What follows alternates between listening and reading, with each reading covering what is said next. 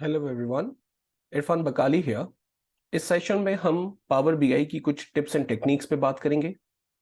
Number 2, हम append and merge के session पे डिस्कशन करेंगे। टिप्स एंड ट्रिक्स के अंदर सबसे पहले हम डिस्कस कर रहे हैं कि अगर मेन डेटा सोर्स में कोई नए रिकॉर्ड्स इंसर्ट होते हैं और हम पावर बीआई पे रिफ्रेश बटन प्रेस करते हैं, तो क्या वो नए रिकॉर्ड्स उसी तरह से ईटीएल प्रोसेस से गुजरने के बाद यानी क्लीन होने के बाद पावर बीआई पे रिफ्लेक्ट करेंगे या नहीं। तो अज्यूम करते हैं कि इस सिचुएशन में हेडकाउंट की शीट पर टोटल एम्प्लॉइज 537 है और हमें मालूम है कि बैकएंड पे हमने ईटीएल प्रोसेस डाटा की क्लेंसिंग के सारे डेवलप किए थे। अगर मेन डाटा सोर्स में लास्ट में हम 2 to 3 रिकॉर्ड्स ऐड कर दें, फॉर एग्जांपल इस सिचुएशन में मैं 3 रिकॉर्ड्स को कॉपी करके सिंपल पेस्ट करता हूं और एम्प्लॉय आईडी को यूनिक बना देते हैं बिकॉज के हमने वहां काउंट डिस्टिंग का फॉर्मूला अप्लाई किया हुआ है। डाटा पेस्ट करने के बाद उसी तरह से गार्बेज लाइक जेंडर की स्पेलिंग्स के इश्यूज, हमारे पास क्वालिफिकेशंस में प्रॉब्लम्स और आगे जो भी डेट के फॉर्मेट के इश्यूज थे वो उसी तरह से हम रहने देते हैं।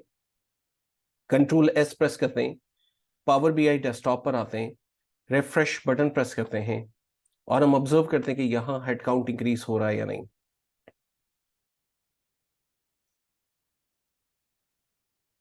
ऑसम। सो इस सिचुएशन में आप अपनी डेटाबेस में जब भी नए रिकॉर्ड्स इंसर्ट करेंगे पावर बीआई पे उसका रिफ्लेक्ट आपको नजर आएगा। और ना सिर्फ न्यू रिकॉर्ड्स इंसर्ट करना, अगर आप प्रीवियस रिकॉर्ड्स पे कोई अल्टरेशन करते हैं, लेट्स एग्जांपल किसी एम्प्लॉय का एड्रेस चेंज हो गया, उनका फोन नंबर चेंज हो गया, उनकी सैलरीज में अपग्रेड आ गया, तो अगर आप प्रीवियस रिकॉर्ड में भी कोई चेंजिंग्स करते हैं, सेव करने के बाद यहाँ रिफ्रेश बटन प्रेस करते हैं तो आपको नए रिकॉर्ड्स अपडेटेड नजर आते हैं। इवन अगर आप किसी रॉ को डिलीट करते हैं, लेट एग्जांपल अगर मैं यहाँ से उन्हीं 3 रिकॉर्ड्स को सिलेक्ट करके डिलीट कर देता हूँ, कंट्रोल एस प्रेस करने के बाद पावर बीआई पर रिफ्रेश बटन प्रेस करते हैं, तो डेफिनेटली रॉज में again 537 total number of records हमारे पास पॉपुलेट करेंगे। तो इट मीन्स के इन एंड आउट अगर नंबर ऑफ रॉज की है तो वो रिफ्रेश पर आपको रिफ्लेक्ट करेंगी।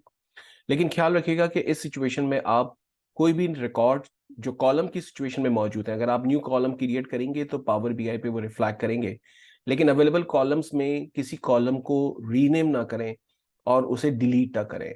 इस सिचुएशन में चूंकि आप अभी बहुत बिगनिंग फेज में है, इस सिचुएशन में आपको कुछ डिफिकल्टी हो सकती है। लेट एग्जांपल मैं एक सिनेरियो आपके साथ शेयर करता हूं। सपोज करते हैं कि डेटाबेस में एम्प्लॉय नेम की स्पेलिंग को मैं स्टाफ नेम कर देता हूं, कंट्रोल एस प्रेस करता हूं, पावर बीआई की फाइल पर आकर रिफ्रेश बटन प्रेस करता हूं।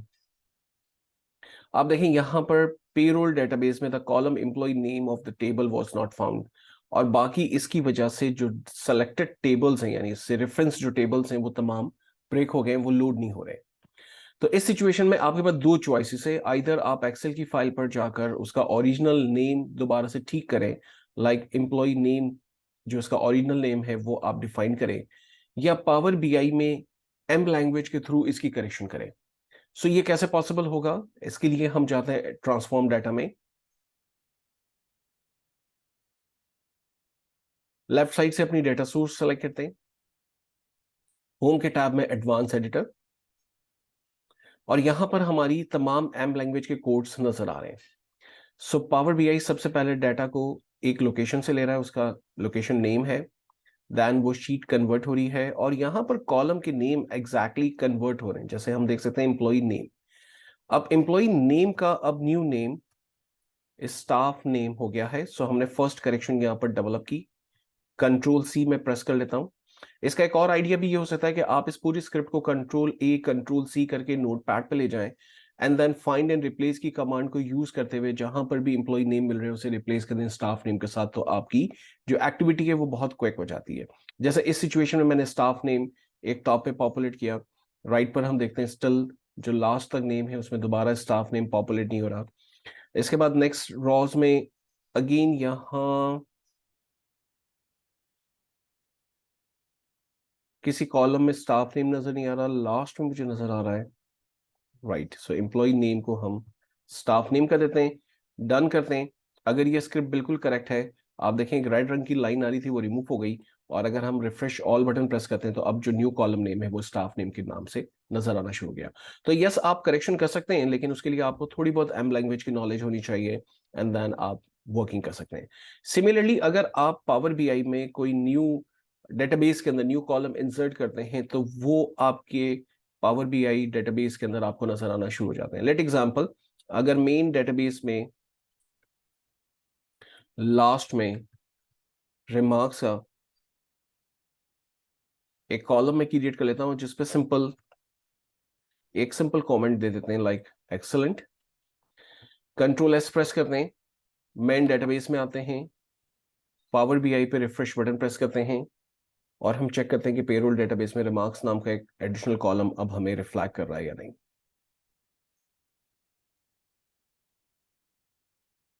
ग्रेट, सो ये एक कॉलम हमारे पास पॉपुलेट हो गया।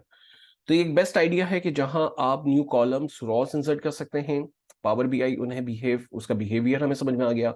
और अगर आप किसी भी कॉलम की स्पेलिंग को चेंज करते हैं तो उसकी अल्ट्रेशन आपको कैसे करनी है ये आपने समझ लिया।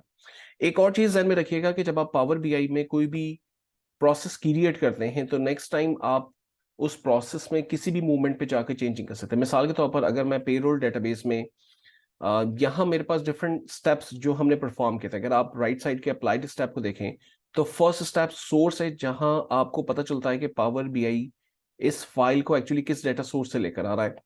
देन उसकी नेविगेशन स्टेप्स आपको नजर आ रहे हैं, डाटा एक्सपैंड हो रहा है लेकिन डाटा के कॉलम की डाटा टाइप आप देख सकते हैं एबीसी 1 2 3 तमाम कॉलम को वो रिप्रेजेंट कर रहा है, उसे मैनेज नहीं कर पा रहा। चेंज टाइप में आ रहे हैं, जिन कॉलम को वो अंडरस्टैंड कर सकता है उनकी डाटा टाइप को उसने मैनेज कर लिया है। रिमूव टॉप रॉस हमने सिस्टम को एजुकेट किया था, first row as a header हमने डेवलप किया था, उसकी डाटा टाइप सिस्टम अब खुद रिकॉग्नाइज कर रहा है एंड देन चेंज कर रहा है। ब्लैंक रॉ को हमने रिमूव किया था एंड देन सो ऑन, सारी एक्टिविटीज हमने परफॉर्म की थी।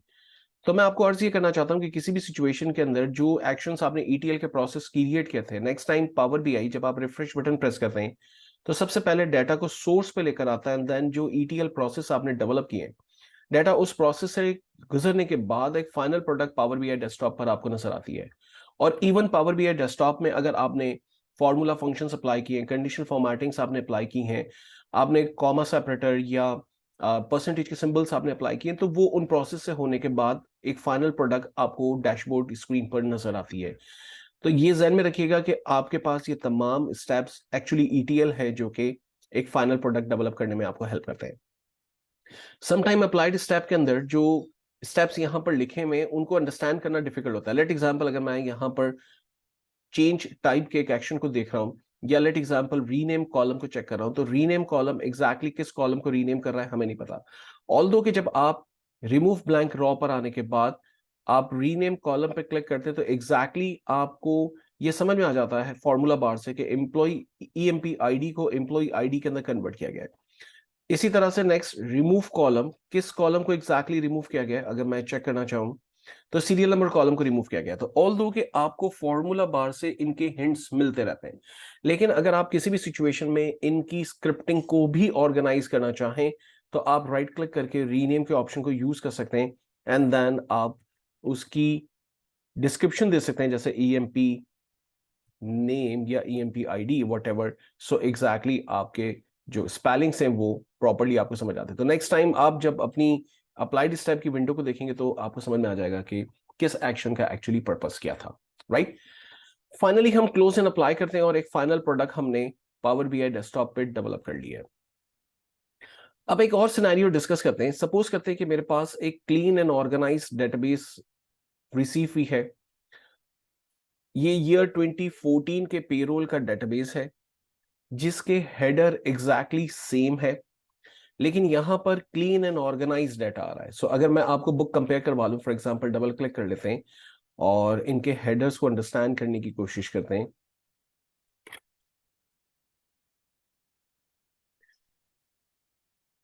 सेकंड बुक हम इसके साथ पार कर लेते हैं।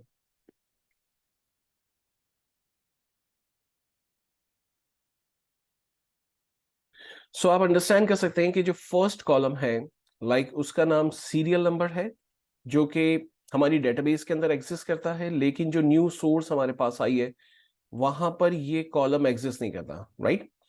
सेकंड कॉलम ईएमपी आईडी है, हमारे पास भी जो सेकंड कॉलम है ईएमपी आईडी के नाम से, बिल्कुल ठीक है, डाटा मर्ज हो जाएगा। देखिए हम जो करने जा रहे हैं वो डाटा अपेंड की कमांड को हम यूज करने जा रहे हैं।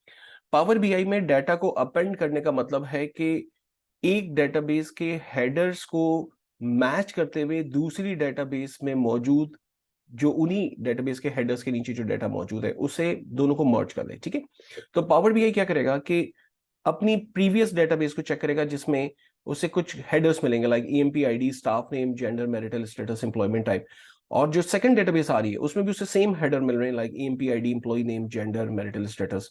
तो उन डाटा को वो इजीली अपेंड कर लेगा। ये मैटर नहीं करता कि कॉलम की जो सीक्वेंस है वो कहाँ है। एग्जाम्पल के तौर पर हम देख सकते हैं कि यहाँ पर कॉलम जी में डेजिग्नेशन है जबकि यहाँ पर कॉलम एफ के अंदर डेजिग्नेशन है, बिकॉज कि जो फर्स्ट सीरियल नंबर कॉलम है वो हमने जो नेक्स्ट डेटाबेस बनाई है 2014 की पेरोल में उसमें वो कॉलम ही मिसिंग है। तो ये मैटर नहीं करता कि कॉलम की सीक्वेंस सेम होनी चाहिए, ये मैटर करता है कि कॉलम की स्पेलिंग 100% सेम होनी चाहिए। आप ये मान लें कि 100% एप्पल टू एप्पल मैच करता है कॉलम की स्पेलिंग्स को, अगर वो मैच हो जाती हैं देन डाटा इजीली अपेंड हो जाता है। अब इस सिचुएशन में अगर कॉलम की स्पेलिंग मैच नहीं होगी तो इसका बिहेवियर क्या होगा, तो लेट एग्जांपल एक दो सिनेरियोज डेवलप करते हैं। आपको याद होगा हमने अपनी मेन डेटाबेस में डेजिग्नेशन के कॉलम को उसके फर्स्ट डी को कैप्स किया था, यहां पर डेजिग्नेशन ऑलरेडी सेम स्पेलिंग के साथ आ रहा है तो इट मींस कि इजीली अपेंड होगा। लेकिन अगर हम लास्ट में देखें तो यहां हमारे पास एक रिमार्क्स नाम का एक एडिशनल कॉलम नजर आ रहा है जबकि इस डेटाबेस में रिमार्क्स नाम का कॉलम मिसिंग है, right.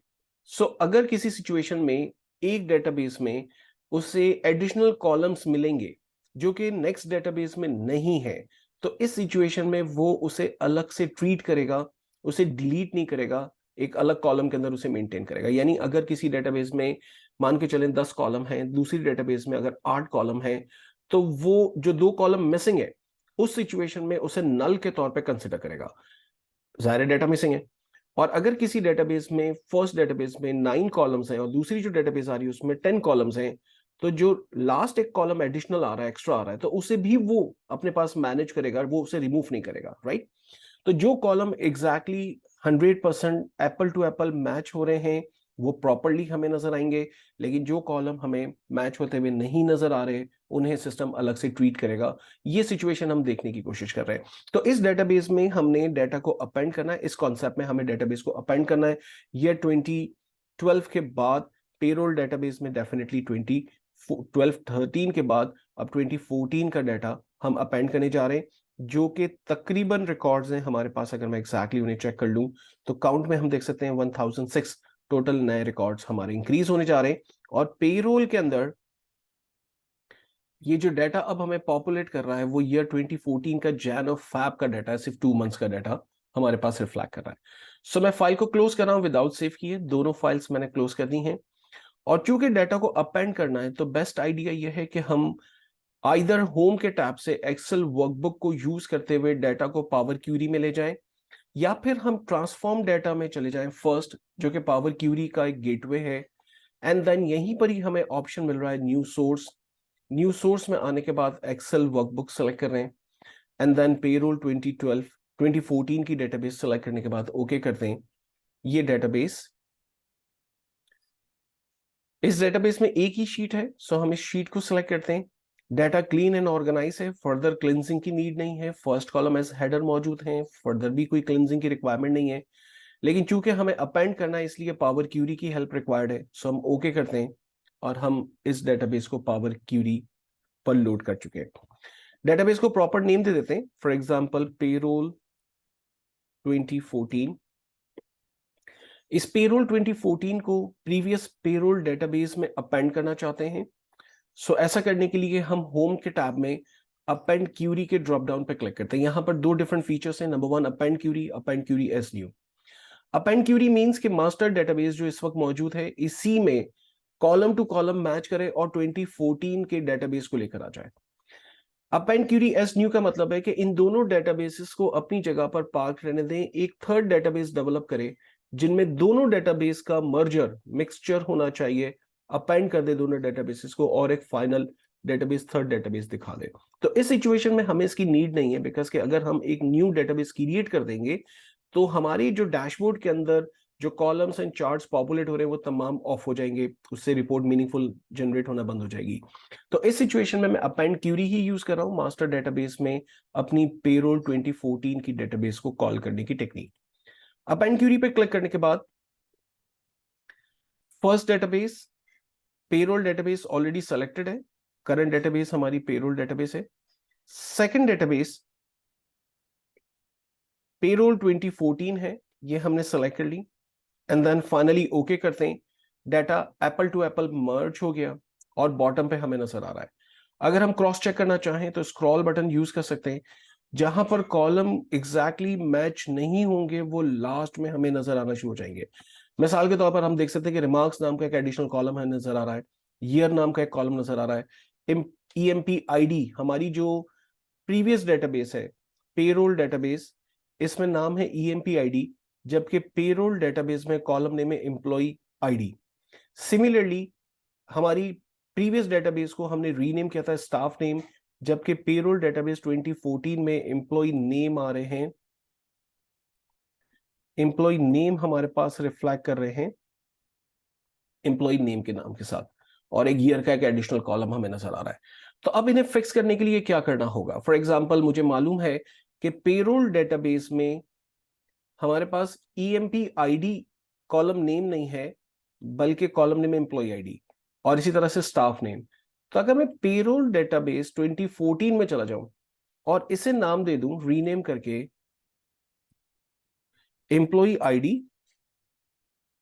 And then staff name, तो ये स्पेलिंग्स मैच हो गई पेरोल डेटाबेस के साथ। पेरोल डेटाबेस में जाते हैं, लास्ट में स्क्रॉल करते हैं, ये दोनों कॉलम ऑफ हो गए, देखें ईएमपी आईडी और स्टाफ नेम, बिकॉज के जो डेटाबेस हमने लुकअप की थी पेरोल 2014 में, वहां कॉलम के स्पेलिंग्स डिफरेंट होने की वजह से वो अपेंड नहीं हो पा रहे थे। लेकिन जैसे स्पेलिंग्स मर्ज हो गई पेरोल डेटाबेस में, वो डाटा अपनी लोकेशन पे प्रॉपर्ली पार्क हो गया और कॉलम की सीक्वेंस आगे पीछे होने से भी कोई फर्क नहीं पड़ता। अब यहां पर दो एक्स्ट्रा कॉलम है। रिमार्क्स नाम का कॉलम हमने टेम्पररी डेवलप किया था पेरोल डेटाबेस में, जिसका फ्यूचर में कोई काम नहीं था। सो मैं राइट क्लिक कर रहा हूं, इस कॉलम को रिमूव कर सकता हूं।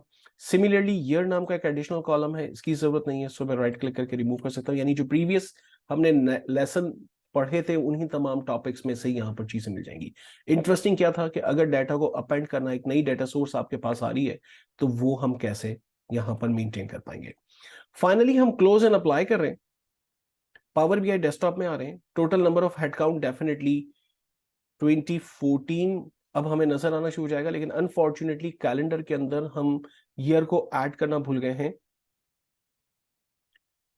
तो सबसे पहले अपनी मास्टर डेटाबेस में चले जाते हैं, पेरोल डेटाबेस में, और पेरोल डेट के जरिए हम ये क्रॉस चेक कर लेते हैं कि एग्जैक्टली 2014 का डाटा रिफ्लेक्ट हुआ या नहीं। यस, आप देख सकते हैं फैब एंड देन उसके नीचे जैन का डाटा, 2 मंथ्स का डाटा हमारे पास रिफ्लेक्ट होना शुरू हो गया, राइट। तो ये डाटा प्रॉपर्ली अपेंड हो चुका है। अब दो तीन और इंपॉर्टेंट चीजें हम डिस्कस करते हैं। नंबर वन, जो कैलेंडर हमने क्रिएट किया था वो 2 इयर्स का था, 2014, 2012 एंड 2013 का। तो इस सिचुएशन में लेट एग्जांपल मैं मेल फीमेल को फिलहाल यहां से ड्रॉप कर रहा हूं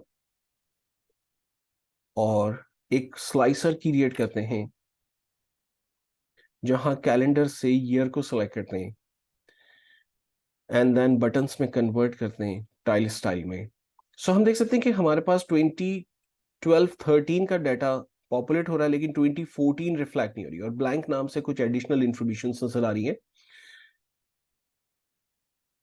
सो अगर हम अपने कैलेंडर में 2014 को ऐड करना चाहें, ये कैसे पॉसिबल होगा? Number one. नंबर टू, अगर पेरोल डेटाबेस में पेरोल 2014 का डाटा अपेंड हो चुका, तो अब पेरोल 2014 की कोई नीड नहीं है। मैं इसे डिलीट नहीं कर सकता, लेकिन इसे हाइड कर सकता हूं ताकि वो राइट साइड पर पावर बीआई डेस्कटॉप पर नजर ना आए। तो इसकी टेक्निक को हम पावर क्यूरी के जरिए सॉल्व करेंगे। सो हम 2 डिफरेंट इंफॉर्मेशन की करेक्शंस के लिए ट्रांसफॉर्म डाटा में जा रहे हैं। नंबर वन, कैलेंडर में 1 साल और ऐड करना है। सो मैं कैलेंडर की इंफॉर्मेशन पे आ रहा हूँ। सोर्स में हम देख सकते हैं 2012 से 2014 फर्स्ट जैन पे ये क्लोज हो रहा है। इट मींस कि 31 दिसंबर 2013 हमें नजर आ रहा है। अगर मैं यहां पर सिर्फ 1 साल इंक्रीज कर लूं, सो डेफिनेटली हमें एक additional year power BI desktop पे नजर आ जाएगा। Number one. Number two, payroll database power BI desktop पे ले जाने की नीड नहीं। सो अगर आप किसी डेटाबेस को एक्टिव रखना चाहते हैं बट वो बैकएंड पे ही एज अ स्लीपिंग पार्टनर के तौर पर रहे। सो आप राइट क्लिक करते हैं डेटाबेस पे, इनेबल लोड के ऑप्शन को अनचेक करते हैं एंड देन सिंपली ओके करते हैं। यहाँ पर इस वक्त ये प्रॉम्प्ट इसलिए आ रहा है बिकॉज के डाटा पावर बीआई डेस्कटॉप पे नजर आ रहा है, लेकिन अगर आप पहली सिचुएशन में इसे स्टॉप कर देंगे तो ये प्रॉम्प्ट मैसेज आपके पास नहीं आएगा। वंस डाटा इनेबल लोड के ऑप्शन से हट जाता है तो आप देख सकते हैं कैप्शन सॉर्ट ऑफ इटैलिक आपको नजर आ रहा है, और उसके बाद अगर आप क्लोज एंड अप्लाई के बटन पर क्लिक करेंगे, राइट साइड पे देखेंगे पेरोल डेटाबेस 2014 जो हमें नजर आ रही है वो डेटाबेस हाइड हो जाएगी, और ईयर के अंदर 2014 का ईयर एडिशनली हमें नजर आना शुरू हो जाएगा, राइट। और जो ब्लैंक का इशू था वो भी ऑटोमेटिकली रिजॉल्व हो गया बिकॉज के सिस्टम अब डाटा को प्रॉपर्ली पाक कर रहा है। सो अगर मैं 2014 के डाटा को देखना चाहता हूं तो एग्जैक्टली वो नंबर शो हो रहे हैं, और 2014 में हमारे पास फिलहाल 2 इयर्स का डाटा है वो हम बेहतर तौर पे देख पा रहे हैं। सो इस सिचुएशन में अगर मान के चलते हैं कि मैं हेड काउंट को भी टेम्पररी डिलीट कर लेता हूं और एक एडिशनल स्लाइसर क्रिएट करने के बाद कैलेंडर से मंथ नेम उसमें स्टोर कर लेते हैं एंड इसे ड्रॉप डाउन में कन्वर्ट कर लेते हैं, और हम क्रॉस चेक करते हैं कि यहाँ 2014 में लास्ट जो डाटा हमारे पास फैब के मंथ तक था, फैब तक की इन्फॉर्मेशन आ रही है, लेकिन जैसे ही मार्च कर रहे हैं ऑटोमेटिकली वो इन्फॉर्मेशन ब्लैंक हो रही है बिकॉज के बैक एंड पे डेटाबेस हमने चेक किया था जैन और फैब की सिचुएशन में मौजूद था। अब अज्यूम करते हैं कि मैं पेरोल डेटाबेस 2014 में मार्च के मंथ का नया डाटा इंसर्ट करता हूं और हमने बैकएंड पे डेटाबेस को इनेबल लोड से हटाया हुआ है, तो हम देखने की कोशिश करेंगे क्या डाटा वहां से प्रोसेस होने के बाद अपेंड हो रहा है हमारी मेन डेटाबेस पेरोल डेटाबेस के अंदर, और हमें मार्च के रिजल्ट्स रिकॉर्ड्स इस डैशबोर्ड के अंदर नजर आ रहे हैं या नहीं आ रहे। तो इस सिचुएशन को मेंटेन करने के लिए मैं पेरोल 2014 की फाइल को ओपन कर रहा हूं, सिंपल कॉपी पेस्ट कर लेते हैं अपने डाटा को,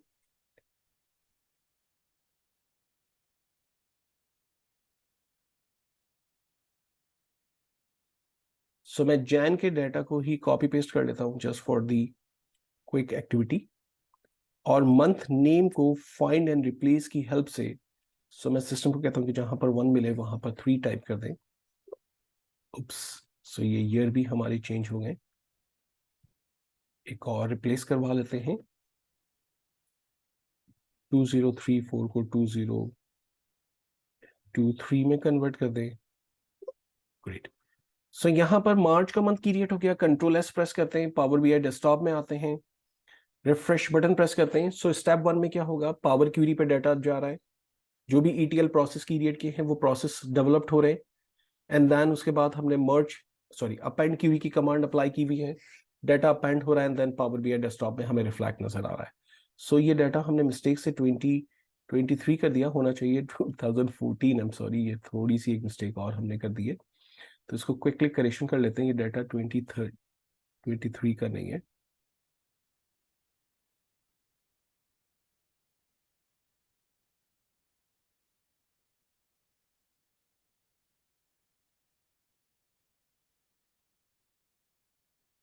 control H.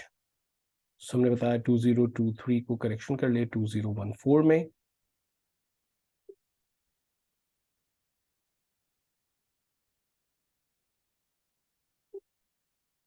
And then finally save, Power BI पे आते हैं, रिफ्रेश बटन प्रेस करते हैं,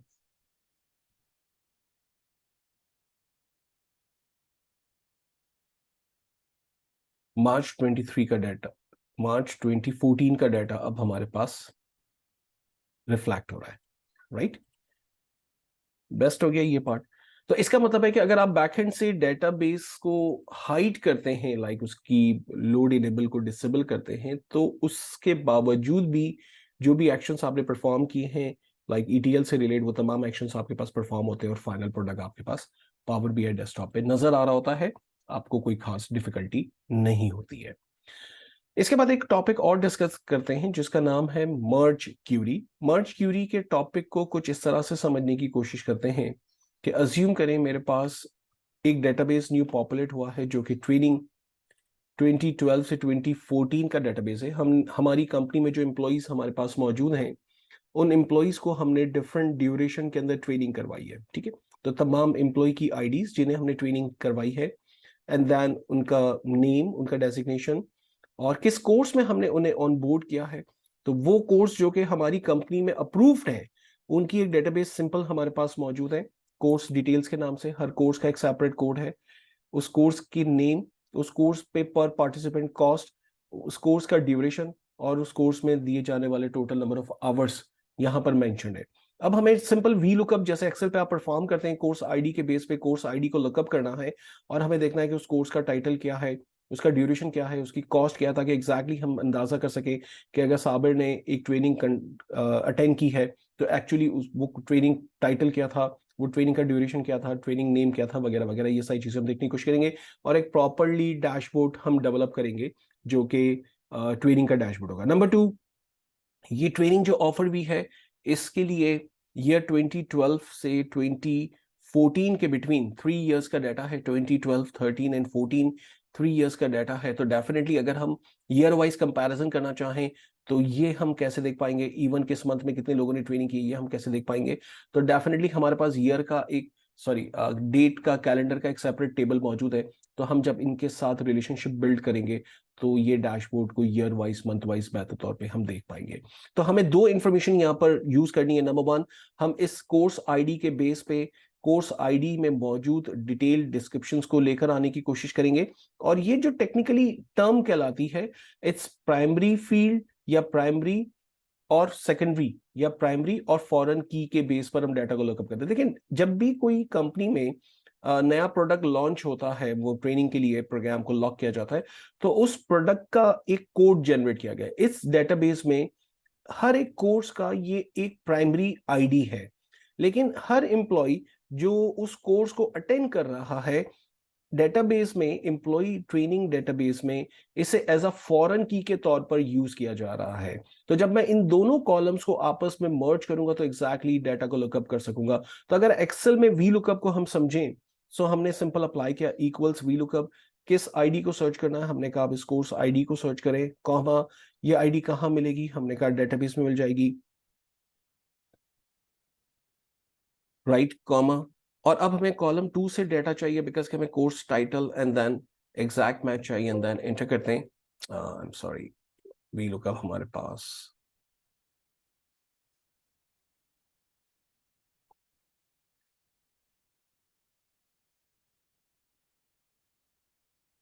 इसको एक दफा और डेवलप करते हैं। इक्वल्स वी लुकअप, क्या सर्च करना है, हमने कहा इस आईडी को सर्च करें। ये रिकॉर्ड हमें इस डेटाबेस पे मिलेंगे।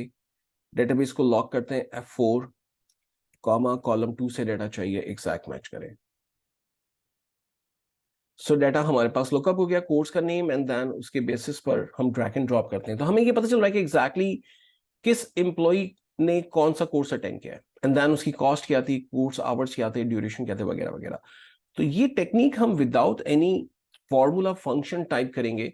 टेक्निकली इसे हम ज्वाइंस कहते हैं, और पावर क्यूरी हमें ज्वाइंस के बेसिस पर दो डिफरेंट आईडी, फॉरेन की और प्राइमरी की के बेसिस पर डाटा को लुकअप करने में हेल्प करता है। और ये बड़ा आसान सा है, इसको हम देखने की कोशिश करेंगे, राइट। तो हम ट्रेनिंग डाटा को कोर्स डिटेल के साथ सबसे पहले मर्ज करके जो भी ट्रेनिंग आईडी, कोर्स आईडी के बेस पे डिटेल्स हैं, उसे लेकर आने की कोशिश करेंगे। This is the point number 1। Now the point number 2, इसी डैशबोर्ड को डेवलप करेंगे हम कैलेंडर के साथ रिलेट करने के बाद, ताकि हम year wise, month wise comparison भी देख सकें कि किस किस साल में कितनी कितनी ट्रेनिंग्स कंडक्ट हुई।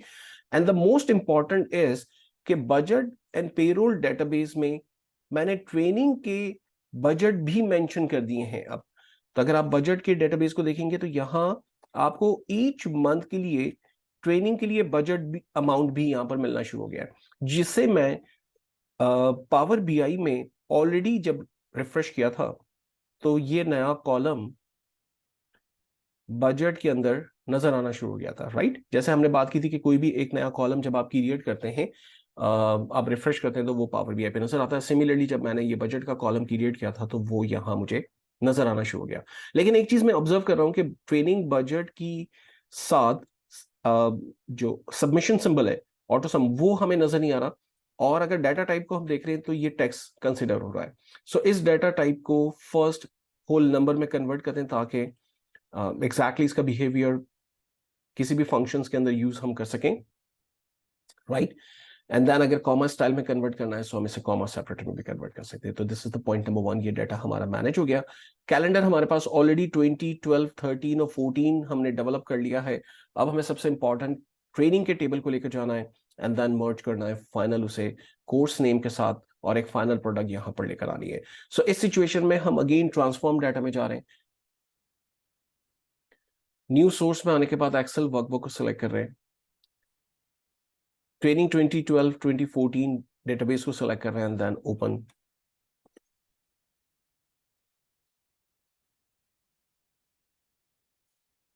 इस डेटाबेस में 2 ही शीट्स हैं, सो हम इन दोनों को सिलेक्ट कर रहे हैं और हम चेक भी कर लेते हैं कि data exactly clean and organise है। परफेक्ट। इस सिचुएशन में कोर्स के डाटा को हम देख रहे हैं, ये क्लीन ऑर्गेनाइज है। ट्रेनिंग के डाटा को देख रहे हैं, ये क्लीन एंड ऑर्गेनाइज है। नीचे हमें 2 सजेशंस आ रही है, लाइक टेबल 1 जिसमें समथिंग कुछ एरर्स हैं, इन्हें इग्नोर कर रहे हैं। टेबल 2 अगेन कुछ एरर्स है, इसे हम इग्नोर कर रहे हैं। फर्स्ट 2 शीट्स हम सिलेक्ट कर रहे हैं देन ओके कर रहे हैं। ये डाटा पावर क्यूरी में लोड हो रहा है। वंस ये डाटा पावर क्यूरी में जब अवेलेबल हो गया, ओके, सो कोर्स डिटेल में कुछ अनएक्सपेक्टेड एरर्स हैं तो हम इसे ठीक करते हैं। नंबर 1, इस सोर्स एरिया में जो एग्जैक्टली डाटा अवेलेबल है वो इस कोर्स डिटेल के टेबल में है। सो मैं यहां से कोर्स डिटेल को ही सिलेक्ट करने के बाद ओके कर लेता हूं ताकि अनवांटेड टेबल्स हमारे ऑफ हो जाए। और डाटा एक्चुअली जो मौजूद है आप देख सकते हैं वो यहाँ डाटा के सेल से समझ आ रहा है। बाकी rest of the information just उसकी उसकी प्रॉपर्टीज हैं। आप देख सकते हैं डाटा की कॉलम की जो जो कलर है वो सॉर्ट ऑफ डिफरेंट है और माउस होवर करने से हाइपरलिंक का सिंबल है, आपने क्लिक नहीं करना इस पे।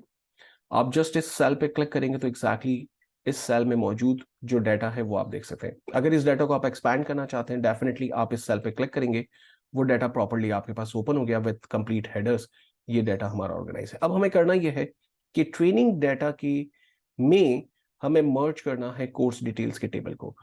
सो हम यूज कर रहे हैं merge query and then again question यही मर्ज क्यूरी और merge query as new. Merge query means कि हम इसी टेबल में ट्रेनिंग डाटा में ही कोर्स डिटेल्स के टेबल को लेकर आना चाहते हैं। और मर्ज क्यूरी एज न्यू का मतलब कि हम इन दोनों टेबल को मर्ज करने के बाद इनका आउटपुट एक नेक्स्ट थर्ड टेबल पे देखना चाहते हैं। तो इस सिचुएशन में बेस्ट है कि हम मर्ज क्यूरी यूज कर लें बिकॉज के ट्रेनिंग डाटा में कोर्स डिटेल के टेबल को हम लेकर आ जाए। सो वो कॉलम जिसके बेसिस पे डाटा को मर्ज करना है फर्स्ट हमें उसे सेलेक्ट करना होगा। जैसे ट्रेनिंग डाटा में कोर्स कोड बड़ा इंपॉर्टेंट है जिसके बेस पर हम डाटा को लुकअप करेंगे और जो लुकअप टेबल है वो कोर्स डिटेल्स में कोर्स डिटेल्स का टेबल है और यहां पर भी कोर्स कोड का एक कॉलम हमारे पास मौजूद है। तो फर्स्ट जहां डाटा रिक्वायर्ड है जिस टेबल से लुकअप टेबल वो हम डिफाइन करते हैं। It's technically called transaction table और fact table, right. Transaction table में आपको हमेशा डुप्लीकेट रिकॉर्ड्स मिलेंगे, आपको मल्टीपल रिकॉर्ड्स मिलेंगे। एक एम्प्लॉय ने मल्टीपल ट्रेनिंग्स की होगी या एक एम्प्लॉय एक कोर्स मल्टीपल स्टाफ को ऑफर किया गया होगा तो डेफिनेटली आपको ट्रेनिंग डिटेल्स में या ट्रेनिंग डाटा के अंदर ये डिटेल्स आपको डुप्लीकेट मिलेगी, राइट। लेकिन कोर्स डिटेल्स में हर कोर्स जब ऑफर किया जा रहा है तो उसका एक कोड नंबर जनरेट होता है तो डेफिनेटली वहां आपको यूनिक इंफॉर्मेशन मिलेगी। नीचे हम देख सकते हैं कि जो मैच की टाइप यहां पर ज्वाइंस की टाइप यहां पर क्रिएट किए सिस्टम ने वो लेफ्ट आउटर ज्वाइन है। सो हमारे पास 6 डिफरेंट टाइप के ज्वाइंस होते हैं। इंशाल्लाह फ्यूचर में बात करने का इस पर डिटेल मौका मिलेगा तो आपको एक्सप्लेन कर दूंगा मैं प्रेजेंटेशन और एक एग्जांपल के थ्रू। इस सिचुएशन में आप ये मान लें कि लेफ्ट आउटर ज्वाइन के बेस पे डाटा कनेक्ट हो रहा है। लेफ्ट आउटर ज्वाइन कहते हैं कि फर्स्ट टेबल में एज अ ये जो कॉलम है उसे लेफ्ट ज्वाइन ये मान रहा है और सेकंड जहां से लुकअप हो रही है इंफॉर्मेशन उस कॉलम की जितनी भी फर्दर डिटेल्स हैं लाइक जो भी चाहिए होगी फिर हम वो तमाम रिकॉर्ड्स को हम लुकअप कर पाएंगे। नीचे हम देख सकते हैं सिलेक्शन मैच 531 और 531 ट्रेनिंग डिटेल्स में एक्चुअली टोटल रिकॉर्ड ही 531 है तो वो 531 रिकॉर्ड एग्जैक्टली मैच कर गए हैं कोर्स डिटेल्स के साथ।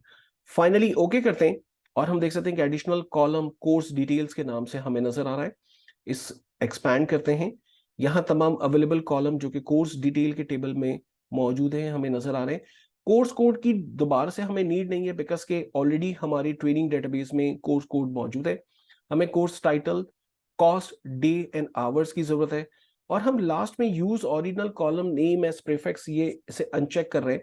इसे अनचेक करने का रीजन ये है कि जो भी कॉलम का नेम है, जैसे कोर्स डिटेल, अगर आप इसे अनचेक नहीं करेंगे तो कोर्स डिटेल्स डुप्लीकेट होता चला जाएगा कोर्स टाइटल के साथ, कॉस्ट के साथ, डेज के साथ, आवर्स के साथ। तो हम नहीं चाहते कि कोर्स जो कॉलम नेम है वो रिपीट हो इन तमाम हेडिंग्स के साथ, बल्कि ये हेडिंग ऐसा सिंपल जो ओरिजिनल हेडिंग्स हैं उन्हीं के साथ वो रिफ्लेक्ट करें। फाइनली ओके करते हैं। आप देखें सेपरेटली हमें 4 डिफरेंट कॉलम्स में डाटा अपेंड, डाटा जो है वो मर्ज होते हुए नजर आ गया, और ईच स्टाफ ने कौन सा ट्रेनिंग प्रोग्राम अटेंड किया था, उसकी कॉस्ट क्या थी, नंबर ऑफ डेज क्या था, ड्यूरेशन क्या था इन आवर्स में, वो डाटा पॉपुलेट हो गया। लास्ट में ट्रेनिंग डाटा को हमें पावर बीआई डेस्कटॉप पे लेके जाना है, रिलेशनशिप बिल्ड करेंगे एंड देन डाटा को डैशबोर्ड में पॉपुलेट करेंगे। लेकिन इस सिचुएशन में अगेन कोर्स डिटेल्स टेबल की पावर बीआई डेस्कटॉप तक ले जाने की कोई नीड नहीं है, बिकॉज के यहाँ इसका रूल खत्म हो गया है। सो मैं राइट क्लिक कर रहा हूँ, इनेबल लोड से हम इसे हटा देते हैं, ये इटैलिक हो गया और आप देखें कि इसने मैसेज प्रॉम्प्ट नहीं किया, बिकॉज के ये डाटा इस वक्त पावर बीआई डेस्कटॉप तक नहीं गया हुआ था। फाइनली क्लोज एंड अप्लाई के बटन पर क्लिक कर रहे हैं। राइट साइड पर एक एडिशनल टैब हमें नजर आएगा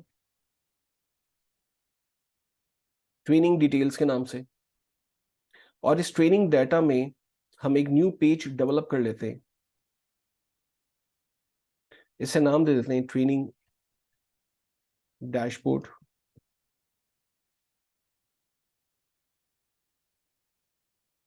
और अननेसेसरी ऑप्शंस अगर रिक्वायर्ड नहीं है तो हम इन्हें ऑफ कर सकते हैं। सो हमारे पास 2012, 2014, 12, 13, 14 का डाटा पॉपुलेट हो रहा है, और अब हम इसके कंसर्न डैशबोर्ड्स डेवलप कर रहे हैं।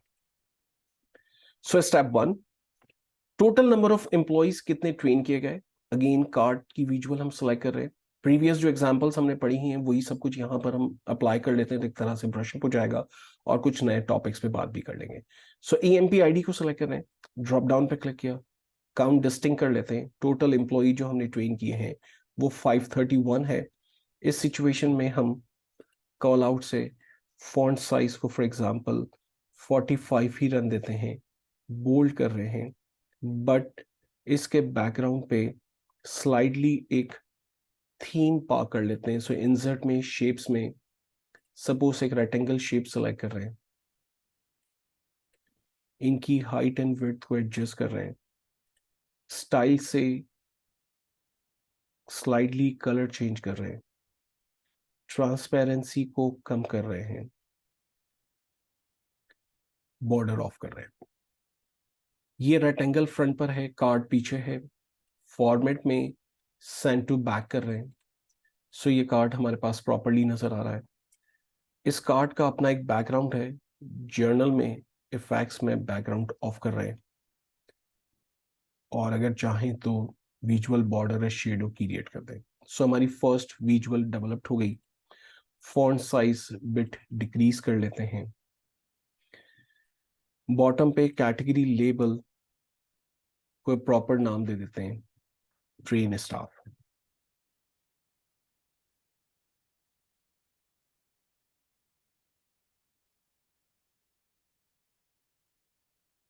इसी कार्ड की डुप्लीकेट डेवलप करते हैं, control C control V. Next heading दे रहे हैं मैन आवर्स। मैन आवर्स कहते हैं कि कितने आवर्स एक्चुअली आपने स्टाफ की ट्रेनिंग पर इन्वेस्ट किए। सो ये हमारे पास आवर्स में मौजूद है, इसे नाम दे देते हैं मैन आवर्स। टोटल इन्वेस्टमेंट हमने कितनी की है। सो ट्रेनिंग कॉस्ट हमारे पास एक कॉलम है,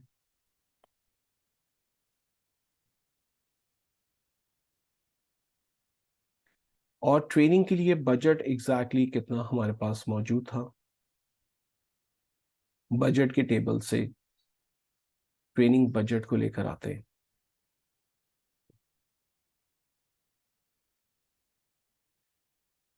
और ट्रेनिंग में एवरेज जो यूटिलाइजेशन ऑफ बजट है वो किन किन डिपार्टमेंट्स पे यूटिलाइज हुआ। टोटल हमारे पास कितने एम्प्लॉयज हैं जो कि डिफरेंट डिपार्टमेंट्स या कितने प्रोग्राम सॉर्ट ऑफ हमने ऑफर किए, तो पहले हम ये देख लेते हैं training title. Total number of programs जो हमने ऑफर किए वो 10 है।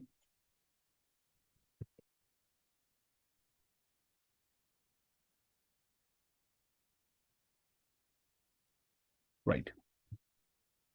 और ये ट्रेनिंग हमने ऑफर की है नंबर ऑफ डिपार्टमेंट्स को। सो लास्ट हम देख लेते हैं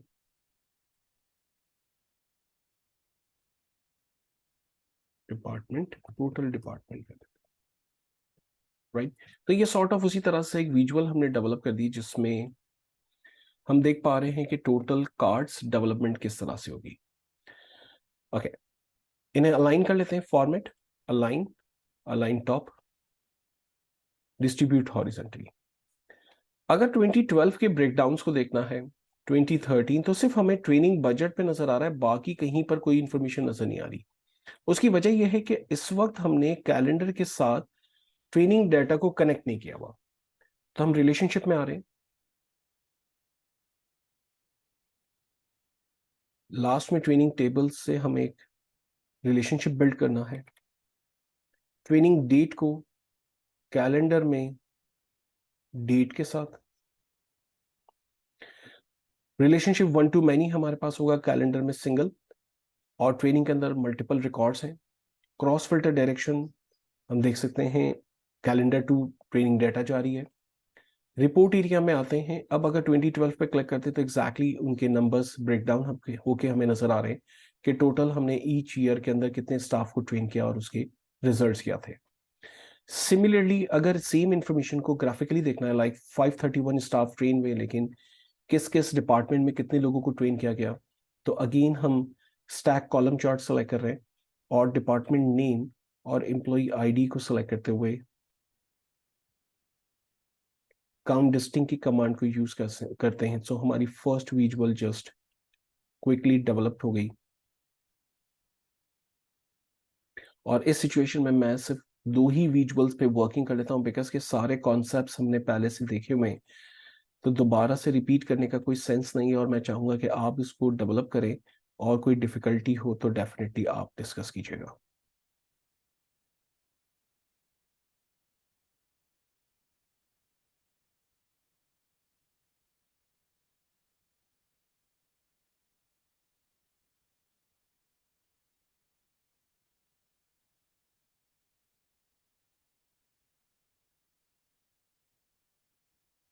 एंड देन एक और हम क्विकली डेवलप कर लेते हैं, लाइक हमारा बजट और एक्चुअल क्या था, right, month wise. So suppose हमने सेलेक्ट किया है क्लस्टर कॉलम चार्ट। ट्रेनिंग की कॉस्ट हम देख रहे हैं मंथ वाइज, कैलेंडर में से मंथ नेम ईयर के अकॉर्डिंगली ब्रेक कर रहे हैं। एंड देन ट्रेनिंग का बजट क्या था।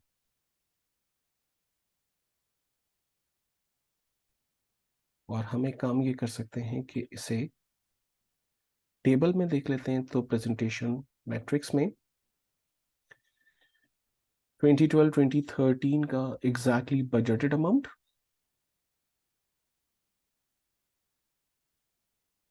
और जो ट्रेनिंग पे कॉस्ट आई है उसे हम देख पा रहे हैं। ग्रैंड टोटल को ऑफ कर लेते हैं। और डाटा चूंकि 2014 में सिर्फ 2 मंथ्स का है, तो हम ईयर में से 2014 को फिलहाल डिसेबल कर लेते हैं। 2012-2013 के डाटा को पॉपुलेट कर रहे हैं। कॉस्ट के कॉलम में कॉमा स्टाइल देंगे, सो हम कॉमा सेपरेटर कर लेते हैं। और फॉर्मेटिंग को थोड़ा सा बेस्ट कर लेते हैं ताकि कंपैरिजन में आसानी हो। सिमिलरली सम ऑफ बजट की जगह हम सिर्फ नाम दे देते हैं like budget, and then cost की जगह हम दे देते हैं फॉर एग्जांपल एक्सपेंसेस। सो हम बेहतर तौर पे देख सकते हैं कि ईच ईयर ईच मंथ का बजट क्या था और एक्चुअल क्या था, और अगर 2014 को भी ऐड करना चाहें तो अब यहाँ पर बेहतर तौर पे हमें नजर आ सकता है 2014 का हमारे पास सिर्फ बजटेड अमाउंट है, लेकिन ट्रेनिंग हमने 2014 में अब तक ऑफर नहीं की है, इसलिए सॉरी बजट अमाउंट मिसिंग है, लेकिन एक्सपेंसेस 2014 में हमें यहाँ पर नजर आ रहे हैं। तो अगर मैं डेटाबेस में जाकर 2014 का बजट असाइन कर दूं जैन और फैब का, तो ऑफ कोर्स वो इन्फॉर्मेशन यहाँ पर रिफ्लैक्ट करेगी। ये पॉइंट हम पहले भी डिस्कस कर चुके हैं कि आप अपनी डेटाबेस में जब भी नई रॉस इंसर्ट करेंगे या अपडेट करेंगे डाटा को, वो आपके पावर बीआई रिपोर्ट पे नजर आएंगी। सो हम लास्ट ये 2 एक्टिविटीज परफॉर्म कर लेते हैं बजट में। फॉर एग्जांपल जैन, इसे 2014 कर देते हैं, कंट्रोल एस प्रेस करते हैं, पावर बीआई डेस्कटॉप पर आ रहे हैं, होम के टैब से रिफ्रेश बटन प्रेस कर रहे हैं, और हम चेक करें कि यहाँ पर बजटेड अमाउंट हमें नजर आ रही है या नहीं।